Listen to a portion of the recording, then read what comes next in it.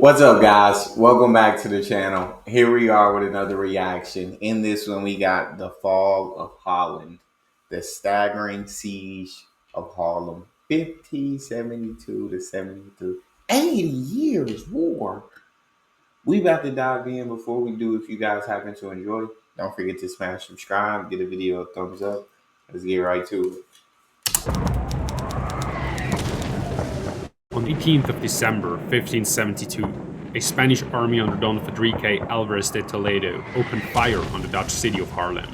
This marked the beginning of a siege characterized by extensive mine warfare, a naval battle on the Sea of Haarlem, the Haarlemmer Meer, and the valiant efforts of armed citizens, including the famous Kenau Simonsdokter Hasselaar. The stakes were high. Haarlem had thrown its lot in with the Dutch revolt, determined to free itself from the grip of Spanish rule. Don Federico wanted to nip this uprising in the bud by wiping out Haarlem and its rebellious inhabitants. This is how modern historiography tells the story of the staggering siege of Haarlem.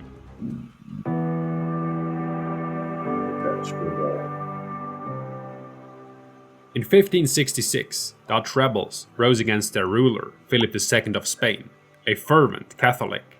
When Protestant resistance fighters unleashed a wave of iconoclastic fury, Philip opted for open confrontation. He installed Fernando Alvarez de Toledo, the Duke of Alba, known as the Iron Duke, as governor of the Spanish Netherlands, and instructed him to, quote, eradicate Protestantism and disobedience through inquisition and public executions, as well as to abolish the privileges of the Dutch nobility and the autonomy of the cities and to introduce stricter taxes. Dang. Alba was ruthless and uncompromising. Absolutely ruthless, dog. Sheesh. I ain't playing no games. In fulfilling this mission. Among other things, he established the so-called Council of Troubles, a tribunal that could summon and convict anyone, regardless of rank or name, allowing Alba to eliminate enemies of his king under the guise of justice. According to some estimates, he had between 1,000 and 6,000 dissenting nobles executed and many more expropriated. Among those summoned to appear before the Council of Troubles was the leader of the rebels, one of the most powerful noblemen in the Netherlands, William of Orange, also known as William the Silent. Big respect to William of Orange. I know he's deeply loved in the Netherlands. You feel me?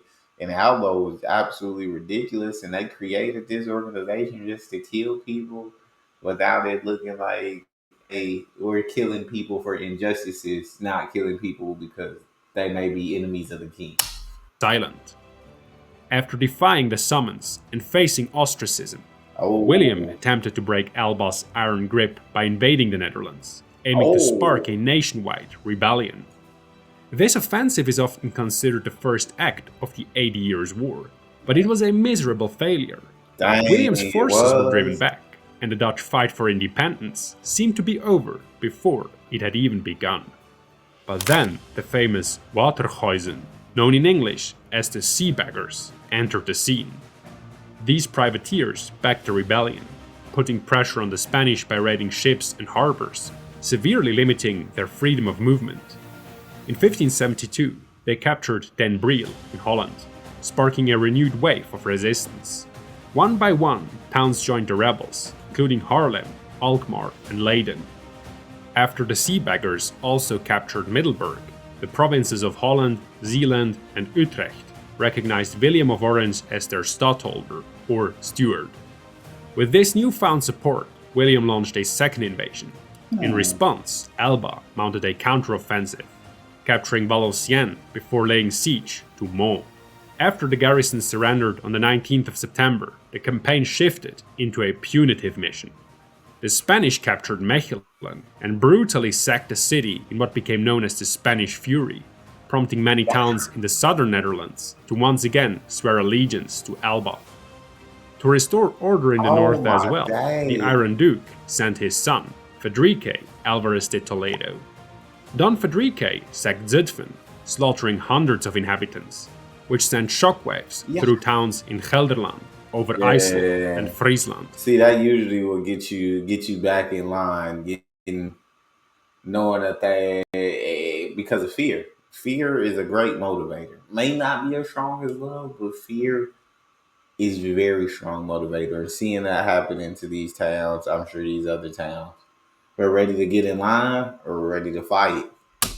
Driving them to collapse under the threat of similar brutality. He then advanced to Amsterdam, making an example of Naarden. Although the town opened its gates to him, Don Fadrique gathered nearly the entire population in the church and had set it ablaze. In the days that followed, thousands of news sheets spread the story of the Naarden massacre throughout the northern provinces. These early forms of mass media, made possible by the printing press, then just over a century old, amplified the horror. The pro-independent faction seized the moment, using the massacre not only to stoke outrage, but to rally resistance. History teaches us a crucial lesson. The news had always been a double-edged sword, capable of illuminating truth, but also spreading propaganda, educating the public while simultaneously shaping opinion. That lesson feels more urgent today than ever. In an age where ad-driven algorithms reward outrage and division, many news outlets now cater to specific ideological audiences. This is absolutely freaking insane, bro. Like, to be that ruthless to massacre that many people in such a way, that is absolute pure evil. That's what that is. You rounded up the whole town, men, women, and children. Kill them. That's evil. Evil. Reinforcing bias rather than challenging it. That's where this episode's sponsor, Ground News, comes in. I've been using Ground News to stay informed for quite some time, because every day they group tens of thousands of stories from across the political spectrum and highlight or visiting groundnews.com/Sandroman. The offer is for a limited, not influence that had already surrendered. Don Fadrique went too far. Rather than further intimidating the insurgents, he transformed the rebellion into a desperate fight for survival of the cities of the northern provinces. Alba's next target was the small town of Haarlem, strategically positioned on a crucial land route between North and South Holland. By capturing it, he hoped to sever the rebels in North Holland from those in the south, defeating them one group at a time. When the city council of Haarlem learned that the Spaniards were advancing, the frightened council members sent a delegation to Amsterdam to negotiate with Don Fadrique and beg for mercy. However, as they journeyed, Wigbold Ripperda, the governor of Haarlem, convinced the city guard to remain loyal to William of Orange and the rebellion. In a bold move, they overthrew the council and replaced it with citizens who, like Ripperda, refused to negotiate. Haarlem was determined to fight for its freedom. Much respect to Haarlem.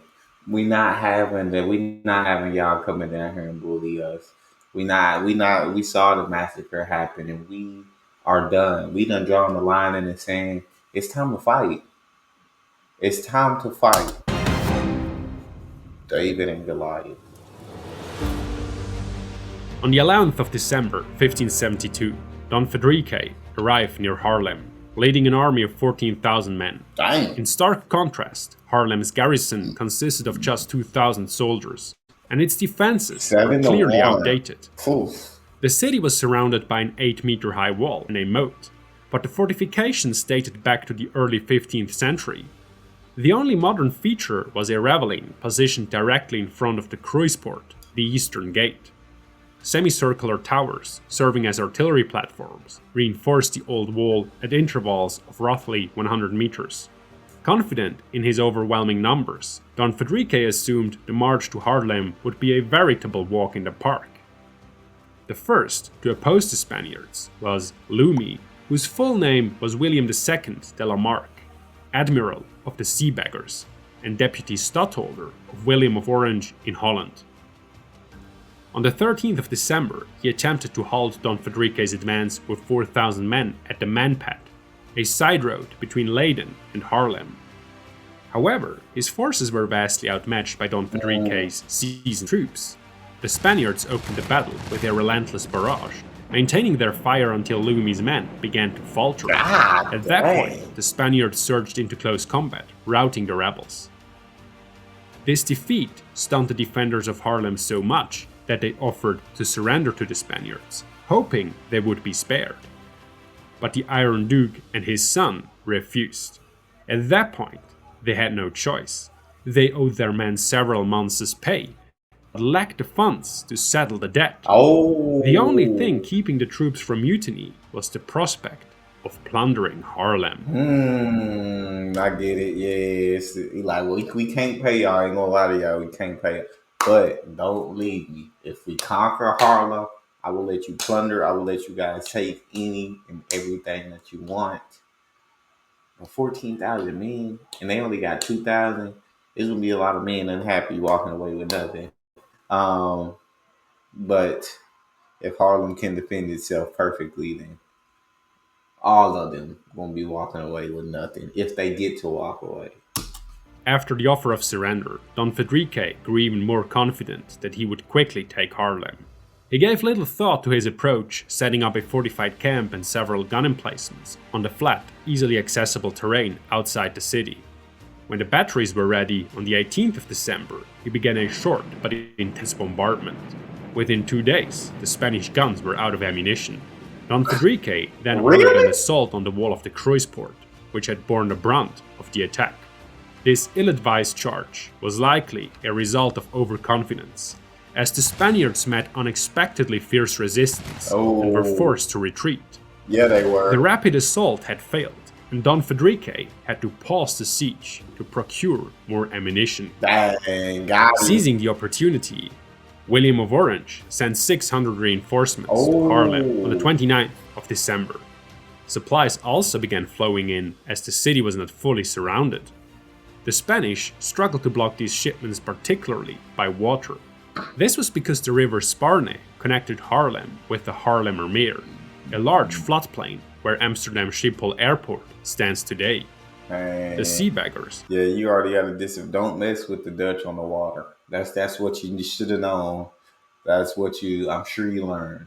You don't F with the Dutch on the water. They're the masters of it. Regularly brought troops, food and other supplies into the city via this route. On the 8th of January, Don Federico reported to King Philip, quote, "The city is very large, and we can do nothing to prevent the enemy from entering and leaving at will. This is the reason why they are holding out so well." It was now clear to everyone that the siege would be anything but a swift victory. Everything. The Spanish guns resumed their bombardment on the same day Don Federico wrote to the king. This time, the Spaniards focused on cutting off Haarlem's supply lines, advancing toward the city far more cautiously than they had in December, meter by meter, using approach trenches. On the 15th of January, they reached a ravine before the Kruisport and occupied it without resistance. But the harsh winter began to take its toll on the Spanish army. Cold, snow and disease steadily weakened their numbers, while Haarlem's garrison grew stronger with continuous reinforcements. When Don Federico launched another assault on the 31st of January, his exhausted troops were met by a formidable force: 3,500 to 4,000 soldiers, 600 militia members, and over 1,000 armed citizens. Among them was a company of women led by the legendary Kenau Simonsdokter Hasselaar. Kenau, nearly 50 at the time, was no ordinary citizen. She ran her late husband's shipyard and was known for her fierce temperament and refusal to back down from conflict. During the assault, she and her group hurled stones and bricks at the attackers, and even engaged in hand-to-hand combat with swords and spears.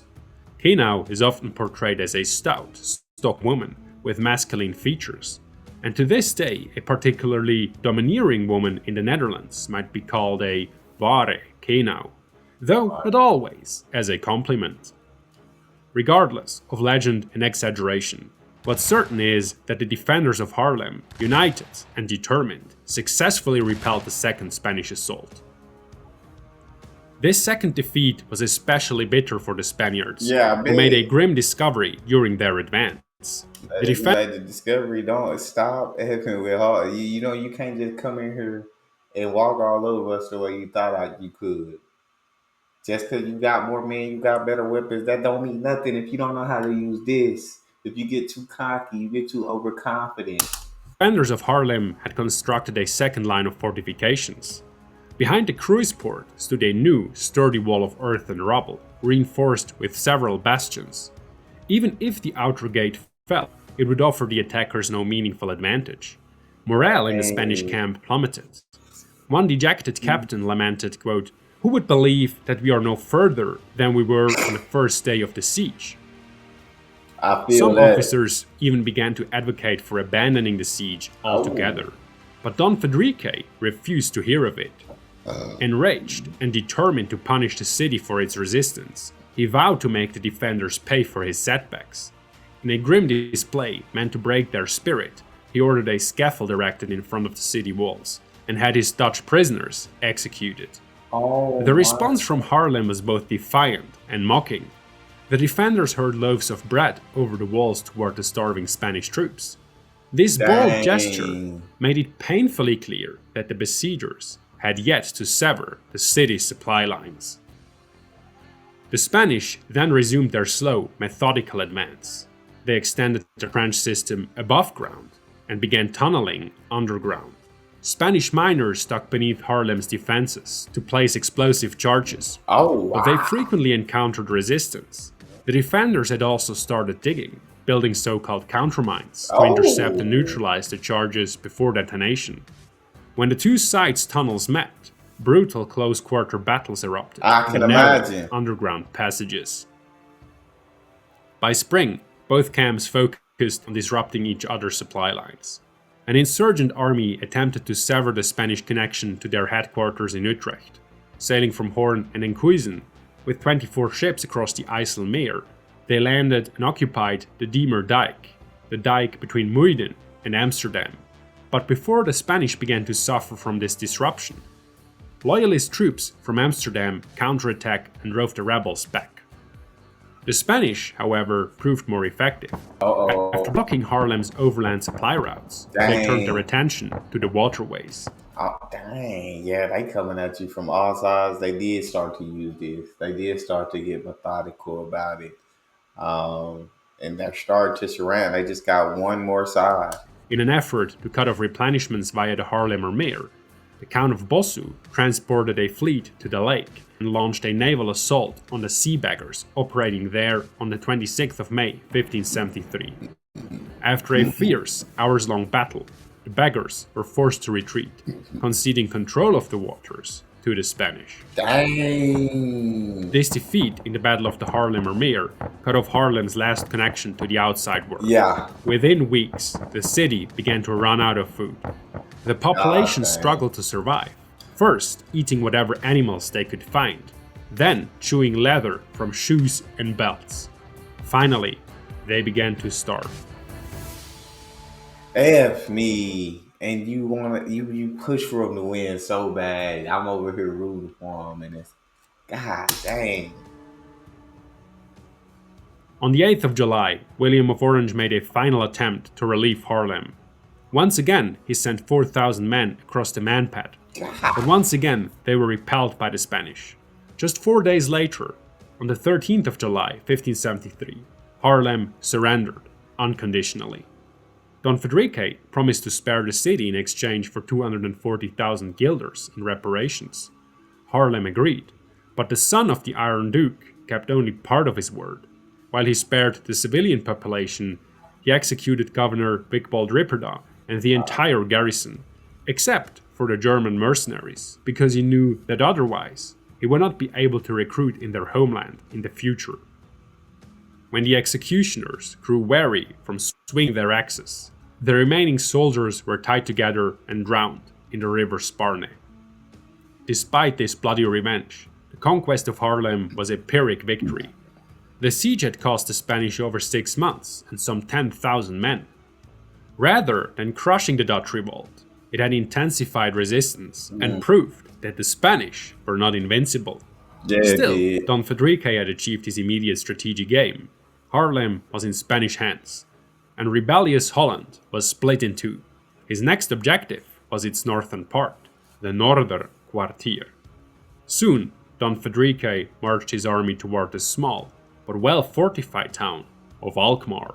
Mm. Hey, we hope you enjoyed the video.